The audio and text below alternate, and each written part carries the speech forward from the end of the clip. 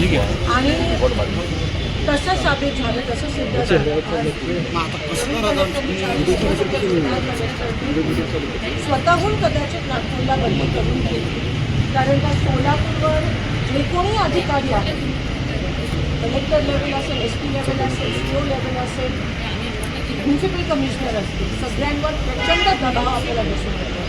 हातबळ झाले काही खरं तर. आणि मला अधिकाऱ्यांचं वाईट वाटतं की एवढं संविधानाची शपथ घेऊन एवढे कष्ट करून इथपर्यंत येतात, कष्ट करून, आणि राज्यकर्त्यांच्या दबावामुळे, एका ठराविक विचारसरणीमुळे त्यांच्यावर प्रचंड दबाव आणि प्रेशर की विरोधी पक्षाचं काम करू नका, आणि त्या गोष्टीला प्रत्येक एक करून अधिकारी बळी पडतात. तर अधिकाऱ्यांच्या बाजूने होतं, पण पूर्ण सिस्टीमच अशी खराब झाली आहे की अधिकाऱ्यांचा रिस्पेक्ट राहिला नाही.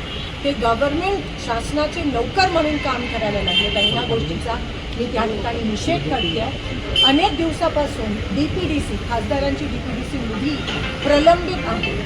त्यांची समाज एवढी छोटी आहे की जेव्हा DPDCची निधी अडवतात तेव्हा ती माझी वैयक्तिक निधी अडवत नाही. प्रत्येक गाव ज्यांनी मतदान केलं आहे काँग्रेससाठी, त्या गावातल्या शेतकऱ्याची निधी अडवत आहे. कुठे DPची, कुठे रस्त्याची, कुठे गटाराची, कुठे समाज मंदिराची. प्रत्येक गावातला शेतकरी हा आतुरतेने वाट बघतोय की आमची कामं कधी मंजूर होतात.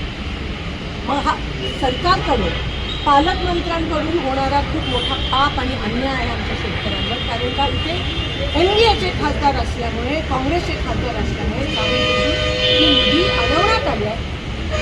काही अधिकाऱ्यांशी जेव्हा मी फोनवर बोलते तेव्हा ते म्हणतात की मॅम आप समज सकते हो ना हमारे ऊपर कितना प्रेशर है. मला मी नाव घेऊ इच्छित नाही, पण हे प्रेशर आहे, हा दबाव आहे.